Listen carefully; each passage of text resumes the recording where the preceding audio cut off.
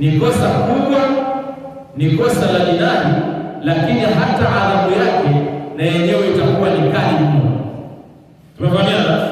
Sasa Mwenyezi Mungu anatuambia wala taqtulu anfusakum, wala msijiue ninyi, inna Allaha kana bikum rahima, hakika Mwenyezi Mungu Subhanahu wa Ta'ala kwenu ninyi amekuwa ni mrehemevu. Sawa? Na katika aya nyingine katika kuelezea hayo malengo ya Uislamu ambayo ni hifdhun nafsi, kuhifadhi nafsi ya binadamu, haijalishi kwamba binadamu huyu mnatofautiana akida zenu, mnatofautiana dini zenu, mnatofautiana misimamo yenu, lakini kikubwa kwamba ni nafsi ya binadamu ina haki ya kulindwa, na wewe kama Muislamu ndiyo una haki zaidi ya kipaumbele kuhakikisha kwamba huyu apati madhara ya aina yoyote, kwa sababu Mwenyezi Mungu Subhanahu wa Ta'ala amekwisha tuelekeza ndani ya nini? Ndani ya Qur'an. Mwenyezi Mungu anasema wa man qatala nafsan bighairi nafsi, yeyote atakayemuua mtu bila makosa ya aina yoyote ambayo yamefanywa na mtu huyo, ambayo hayaruhusu yeye kwenda kuuawa, yani kwa maana unakwenda kumuua mtu ambaye mtu yule hajaua mtu yoyote. Tumefahamiana vizuri?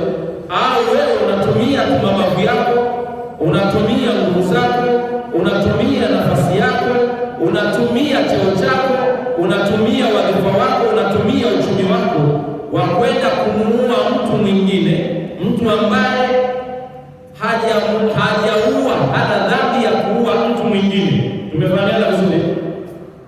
Wa man qatala nafsan bighairi nafsi au fasadun fil ardh, au akafanya mtu huyo uharibifu, ufisadi katika ardhi, fakaannama qatala nafsan jamia, mtu huyo anakuwa kama vile qatala nasa jamia, atakuwa amewaua watu wote. Wa man ahyaha fakaannama ahya nasa jamia, na yeyote atakayehuisha nafsi ya mwenzake, yani yeye akawa ni sababu ya mwenzake kuendelea kuishi kwa kupata amani na utulivu katika dunia hii ndani ya maisha yake, basi huyo mtu ni sawasawa amekwenda kuwahuisha watu wote. Tumefahamiana vizuri? Angalia usulubu wa Qur'an unavyotuelekeza kuchunga na kulinda amani na maisha ya wengine, kwamba mimi hapa ikawa ni sababu ya wewe kupata amani mtu mmoja, basi ni kama vile nimekuwa ni sababu ya watu wote kupata nini? Kupata amani. Lakini mimi ikawa ni sababu ya kwenda kukatisha maisha yako, ni sawasawa na nimekwenda kuwadhuru watu wote. Sasa usulubu wa Qur'an unatuelekeza namna sisi tunatakiwa kulinda maisha ya binadamu. Mtume sallallahu alaihi wasallam anasema nasu bunyanullahi fil ardh, kwamba hawa watu hawa ndio pango la Mwenyezi Mungu Subhanahu wa Ta'ala katika ardhi. Tunafahamiana vizuri? Ndio maana usulubu wa Qur'ani katika aya nyingine ukaendelea kusisitiza kwamba wa man yaqtul mu'mina muta'ammida, yeyote atakayeua nafsi ya muaminio kwa makusudi, kwa utashi wake yeye mwenyewe, muta'ammida, yeye mwenyewe, fajazaohu jahannam, mtu huyo atakayefanya kosa hilo malipo yake ni wapi? Motoni. Khalidan fiha, atakaa humo motoni milele. Wa ghadabullahi alayhi, na ghadhabu za Mwenyezi Mungu zitakuwa juu yake. Tumefahamiana? Wa ghadabullahi alayhi, na ghadhabu za Mwenyezi Mungu Subhanahu wa Ta'ala zitakuwa juu yake. Wa la'anatun, pamoja na laana ya Mwenyezi Mungu Subhanahu wa Ta'ala itakuwa juu yake. Wa a'adda lahu 'adhaban 'adhima, na Mwenyezi Mungu Subhanahu wa Ta'ala atakuwa amemwandalia adhabu iliyokuwa kali, adhabu kubwa. Sasa tafanya leo mathalan, kuna watu wanawaua watu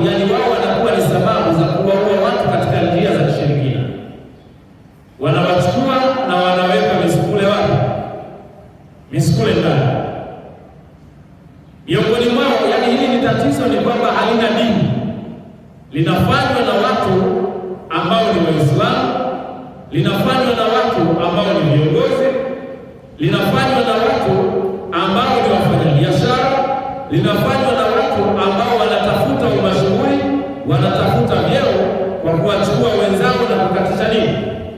Na kukatisha maisha yao. Wanafanya mambo hayo. Sasa tahayya, adhabu ya Mwenyezi Mungu Subhanahu wa Ta'ala juu yao itakuwaje?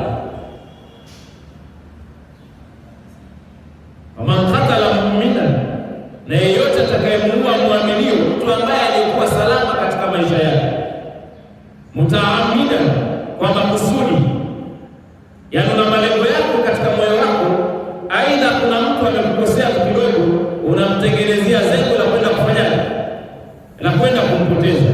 Mutaamidan, kwa makusudi, fajazaohu jahannam, mtu wa namna hiyo malipo yake ni wapi? Ni motoni, khalidan fiha. Kwanza jazaohu jahannam, atakaa wapi? Milele. Adhabu ya kwanza, khalidan fiha, atakaa nini? Milele. Wa ghadabu llahi alayhi, na ghadhabu za Mwenyezi Mungu zitakuwa juu yake. Adhabu ya ngapi? Ya pili. Wa la'natu, pamoja na laana. Adhabu ya ngapi? Ya tatu. Wa a'adda lahu adhaban adhim, na Mwenyezi Mungu amemwandalia adhabu kali. Adhabu ngapi hizo? Adhabu nne. Kwa kosa hili la kukatisha maisha ya mwenzako, ukiwa unaona kwamba wewe utabakia hapa milele. Tunafahamiana vizuri kwamba kuna mtu anafanya hayo kutokana na nafasi aliyonayo, akidhani kwamba yeye ndani ya maisha haya ataishi zaidi ya miaka 100 au zaidi ya miaka 80.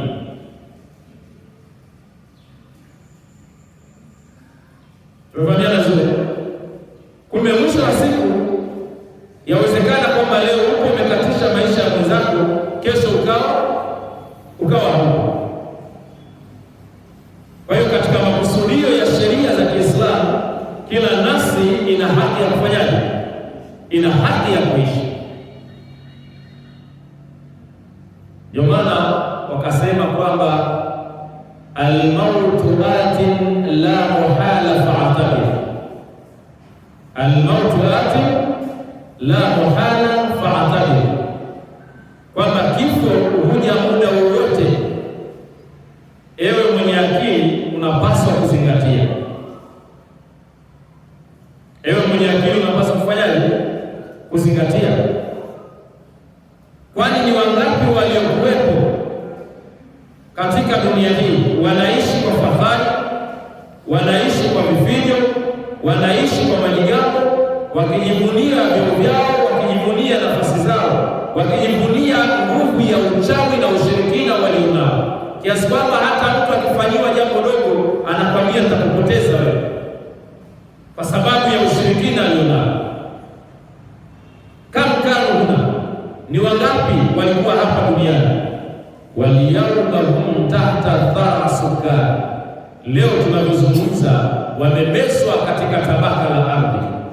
Hakuna kilichobaki isipokuwa ni vumbi katika miili yao,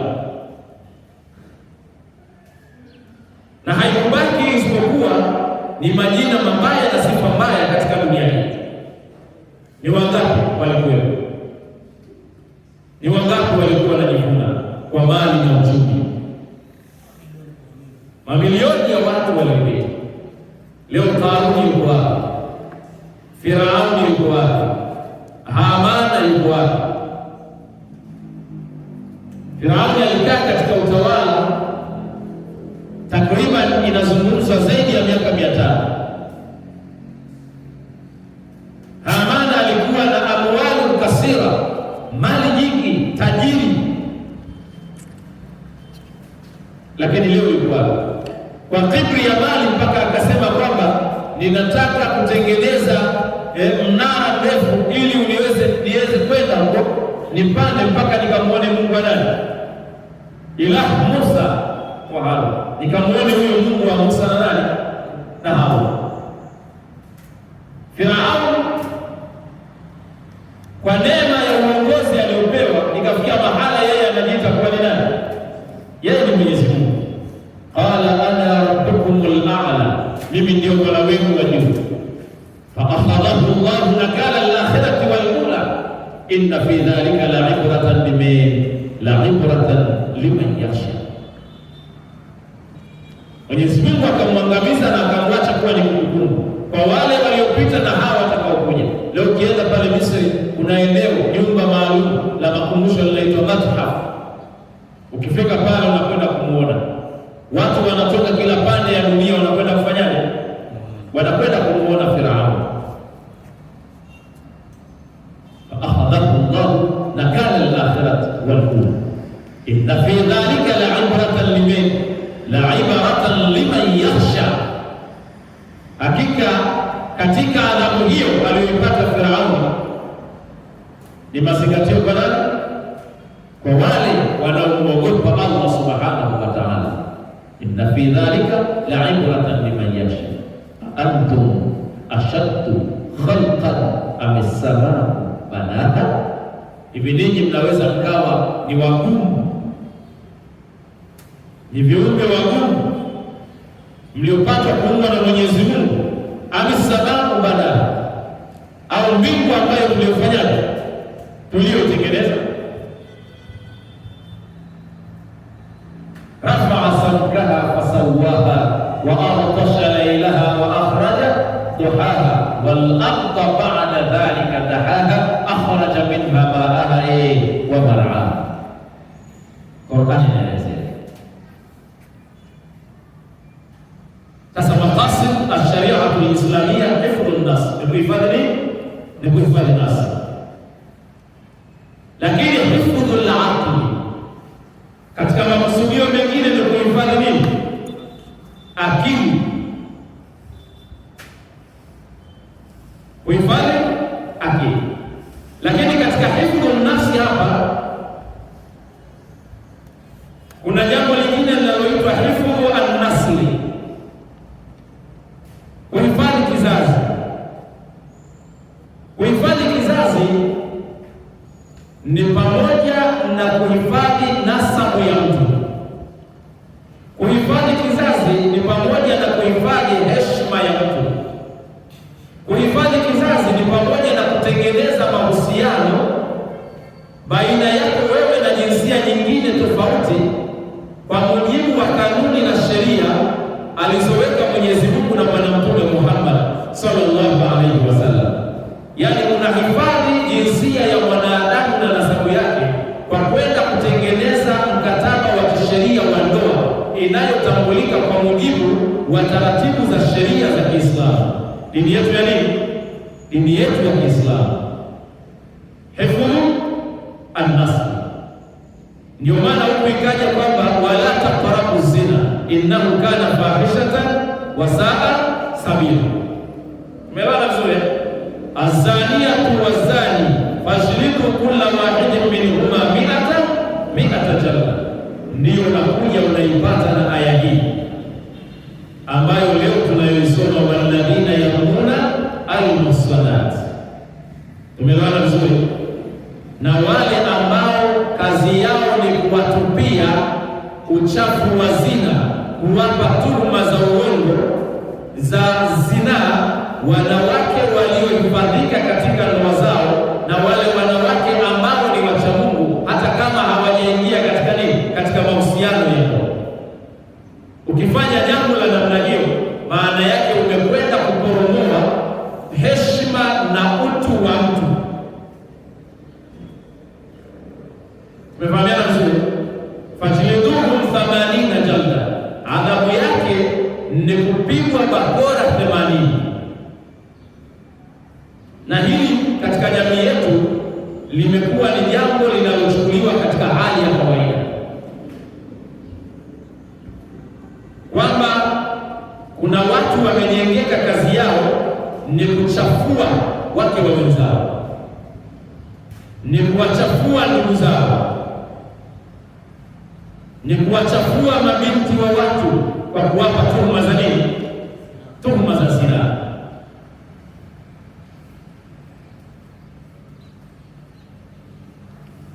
Na hata sisi mashehe wakati mwingine tunachafuka, tumefanyana zile, na hauwezi ukawa shehe umekamilika, lazima tu utachafuliwa katika jamii, lazima. Na baya zaidi, kuna mtu anaweza akakwambia wewe ni mzinifu, anakutupia uchafu na amekaa kijiweni anakusengenya, fulani bwana ni mzinifu sana yule. Lakini yeye anayekutuhumu ana watoto wa nje ya ndoa, mpaka wengine anawaficha wasijulikane. Tumefanyana zuri. Na wewe unayetuhumiwa hauna hata huyu hata mmoja.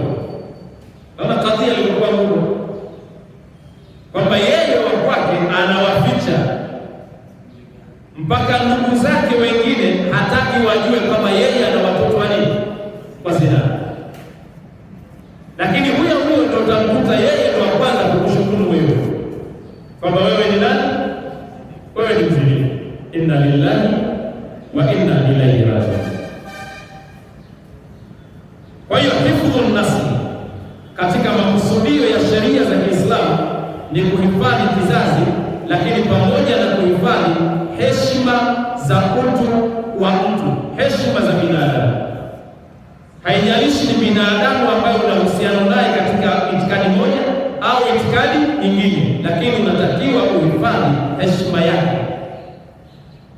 Tumefanyana zote. Makusudio mengine ya sheria za Kiislamu ni nini? Hifdhul al-aql, ni kuhifadhi akili yako. Zaya, unaihifadhi vipi akili yako? Ni kuhakikisha kwamba unajiepusha na kujitenga mbali na kila kitu ambacho ni sababu au kinachoweza kukupelekea kuifanya akili yako iharibike. Mfano, pombe, kutumia mihadarati. Tumeona vizuri. Ndio maana Qur'ani kwa kuzingatia hili ikaja na maneno kwamba ya ayyuhalladhina amanu, sivyo? Innamal khamru wal maisir wal ansar wal azlam rijsun min amali shaytani fajtanibuhu. Tumefahamiana vizuri? Rijsun min amali shaytani fajtanibuhu, kwamba enyi mliomuamini Mwenyezi Mungu Subhanahu wa Ta'ala na mkamwamini Bwana Mtume Muhammad sallallahu alaihi wasallam, na mkaamini Qur'ani kwamba ni maneno ya Mwenyezi Mungu, na mkaamini kwamba baada ya hapa kuna maisha mengine. Innamal khamru, hakika ni pombe, wal maisir wal ansabi wal aslam, bao. Tumefanyana vizuri. Mambo ya kwenda kupiga bao, mambo ya kwenda kwa makuhani kufanya ramli, mambo ya kwenda kuabudu masanamu, ushirikina, rijsun, hayo mambo yote ni uchafu. Fajtanibuhu, jiepusheni nayo. Kwa hiyo imekuja khamru kwa maana ya kila kile ambacho kinachopelekea kuifanya akili yako isifanye kazi, na chenye kinazingatiwa kwa nini? Ni kilevi. Leo vijana wengi mathalan wanabeti, wanashindwa kwenda kufanya kazi na wakuta katika mabanda. Wanafanyaje? Wanabeti. Leo kuna mtu ulevi wake katika simu unakuta amejaza uchafu mtupu, kazi yake ni kuangalia uchafu. Maana yake ni nini? Tubaku sura inaharibu nini? Inaharibu akili, ni kilevi. Na huko nyuma kuna mambo yaliweza kufanyika katika tawala katika zama za kina Ibn Taymiyyah, kudondosha na kusambaratisha sehemu ya dola za Kiislamu nchini Iraq. Ziliwezaje kusambaratika? Ni kwamba Tatar katika nchi ya Tatari, ambayo Tatari alikuwa na jeshi maalum, utawala uliokuwa unapatikana katika nchi inayoitwa Mongolia, sehemu karibia na Chechnya huko. Waliweza kutengeneza jeshi wakaliita At-Tatari. Jeshi hili kabla ya kutumwa kuivamia Iraq, wao waliweza kutengeneza mfumo maalum na ajenda maalum ya kuharibu akili za Waislamu katika nchi ya Iraq. Kwa hiyo walichofanya ni kuagiza mihadarati, madawa ya kulevya. Kwa mara ya kwanza ulimwengu unakuja kutambua madawa ya kulevya katika ulimwengu wa Kiislamu, wakaweza kutuma kule madawa ya nini? Ya kulevya. Walipotuma yale madawa ya kulevya kwa muda, lakini kwa lengo maalum la kutaka kubadilisha kwanza fikra za kile kizazi. Tunafanyana vizuri. Kwa hiyo wakawa wanatuma mihadarati, vijana wa pale ambao ndio nguvu ya taifa hili, vijana wa Kiislamu ambao ndio inategemewa katika kuzalisha, inayotegemewa katika masuala ya uaskari pamoja na jeshi, inayotegemewa katika sekta mbalimbali za serikali, inayotegemewa katika kusimamia jamii, inayotegemewa katika utumishi na ufanyaji kazi, wakajikuta wanaanza kubadili tabia na mwenendo taratibu, kujiingiza katika madawa ya nini? Madawa ya kulevya. Hali ile ikaendelea. Baada ya muda kadhaa na miongo kadhaa, ikaja kuonekana sasa kwamba kile walichokifanya Tatariyuna kwamba wamefanikiwa, kwamba hakuna kijana anayesimama katika kuzalisha, hakuna kijana ambaye anasimama katika kufanya kazi, hakuna kijana ambaye anasimama katika kufikiria jamii yake inahitaji mageuzi ya namna gani. Mwisho wa siku kilichotokea ni nini?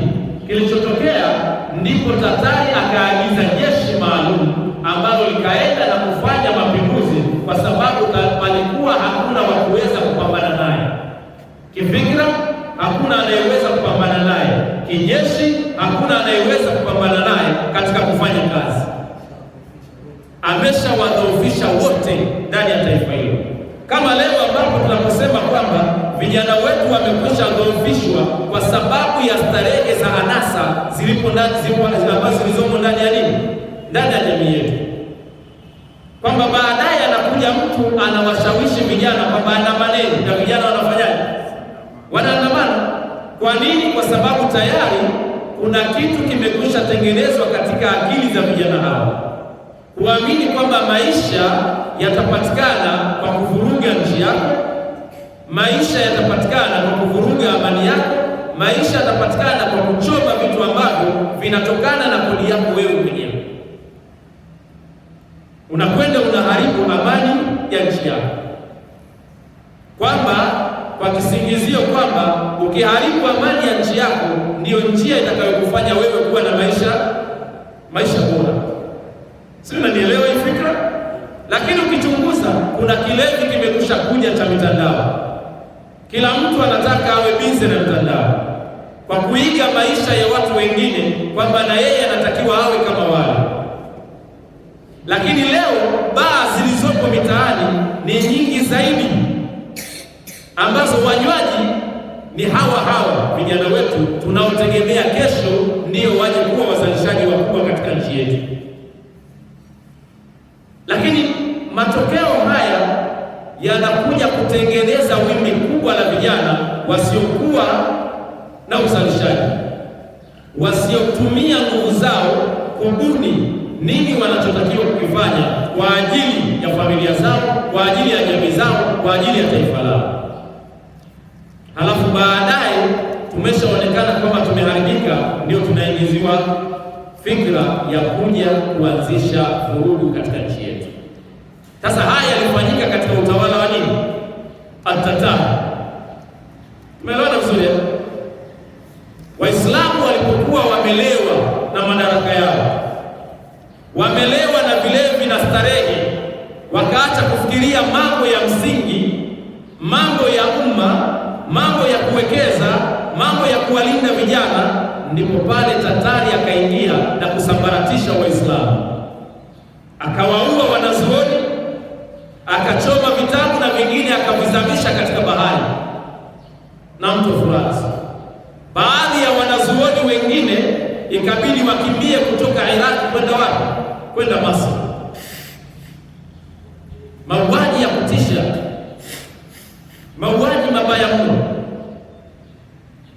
mpaka baadaye Salahuddin al-Ayyubi alipounda jeshi nchini Masri na kufunga safari ya kwenda kuikomboa Iraq pamoja na Palestina. Tunafanya nzuri pamoja na wapi? Pamoja na Palestina. Sasa Uislamu umekwishaelekeza kwamba katika makusudio ya sheria za Kiislamu ni pamoja na kuhifadhi akili. Maana yake nchi inahitaji kuwa na madaktari, nchi inahitaji kuwa na walimu, nchi inahitaji kuwa na maaskari, nchi inahitaji kuwa na jeshi, nchi inahitaji marubani, nchi inahitaji mainjinia, nchi inahitaji kila wakulima. Unawapata wapi ikiwa akili zao zitakuwa zimeharibika? Utawapata wapi ikiwa vijana wetu wataendelea kukaa mitaani wameharibiwa na vitu ambavyo wakati mwingine tunavianzisha wenyewe bila kuangalia mustakbal wa miaka 10 tunatakiwa tuwe na taifa la namna gani?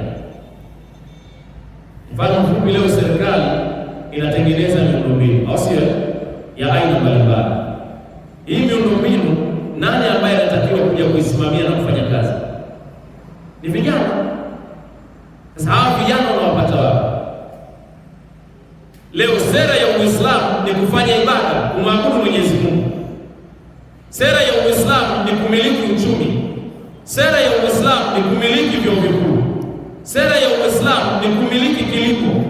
Sera ya Uislamu ni kumiliki mainjinia. Kwamba wakati tunajadili afya, tunapotaji madaktari, maana yake lazima tuwe na nini?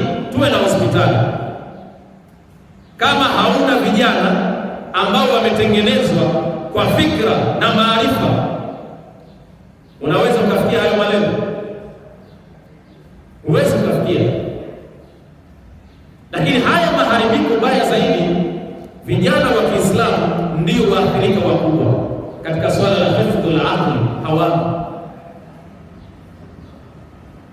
tunafahamiana vizuri, katika swala la hifdhul aqli hawana, na viongozi tumejisahau kwamba sera yetu sisi tunahitaji vyombo vitakavyosababisha kuhifadhi akili pamoja na kuikuza akili na kuiendeleza. Ndio maana kwa tunasema kwamba vijana wa Kiislamu tunahitaji elimu ya vyuo vikuu. Ni jambo la aibu leo, zaidi ya miongo kadhaa, Waislamu hatuna elimu ya vyuo vikuu. Akili ya vijana wetu tunaihifadhi vipi ikiwa kama hatuna elimu ya vyuo vikuu? Wakishamaliza form 4 wanabaki, wakimaliza form 6 wanabaki. Ukienda chuo kikuu na wakuta wachache ambao hawaendani na wingi wa Uislamu wenyewe. Kwa sera yetu sisi ni vyuo vikuu kwa sasa, ili tuweze kutengeneza mahospitali, tuweze kuwekeza katika kilimo, tuweze kuwekeza katika uchumi, tuweze kuwekeza katika uvuvi.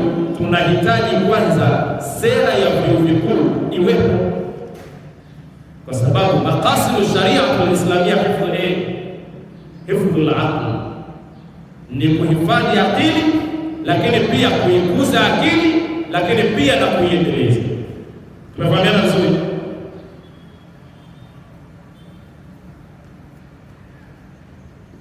Hifdhu al-nasl, hifdhu al-aqli. Kama hatutoweza au tukishindwa au tukajifanya wakati mwingine tumeghafilika, tukafanya mambo nje ya haya, tukafanya mambo bila utafiti wa kina juu ya haya, juu ya misingi ya sheria hii ya Kiislamu na makusudio yake, maana yake ni nini? Tutakuwa ni ummatun fashila, tutakuwa ni umma uliofeli, ummatun mutakhalifa, umma ambao utakaoendelea kubakia nyuma, umma ambao utakaopishana na zama na nyakati, kwamba kwa kadiri ambavyo zama zinavyokwenda mbele, sisi tunarudi wapi? Sisi tunarudi nyuma. Leo tunasikia matukio ya vita vinavyoendelea duniani kati ya Iran, taifa la Iran, Jamhuri ya Al-Islamia Al-Irania, Jamhuri ya Kiislamu ya Iran, pamoja na Al-Wilayatul Mutahida, Marekani maa sharikihi Al-Israeli, pamoja na mshirika wake Israeli. Vita hivi vimekuja kutoa taswira juu ya mataifa mengine ambayo bado yanasuasua, lakini funzo hasa kwa umma wa Kiislamu, kwamba uwepo wetu hapa duniani sio kazi yetu eti ni kula na kunywa tu peke yake. Ni lazima tuhakikishe kwamba tunawekeza katika upande wa elimu, tena elimu yenyewe ya vyuo vikuu. Ni lazima tuwe tunawekeza katika upande wa uchumi. Ni lazima tuwekeze katika upande wa tiba, afya. Mimi sijapata kusikia kwamba Iran imeweza kuagiza madaktari kutoka nchi fulani kwenda kuwatibu watu. Sijapata kusikia, labda nisaidie. Sijapata kusikia kwamba Iran haina chakula, imeagiza chakula kutoka nchi fulani. Sijapata kusikia. Tumefahamiana vizuri? Sijapata kusikia. Bali ninachojua mimi kwamba Iran inapeleka chakula, msaada wa chakula sehemu fulani, inapeleka mainjinia wake sehemu fulani. Lakini kwa nini wamefikia hapa?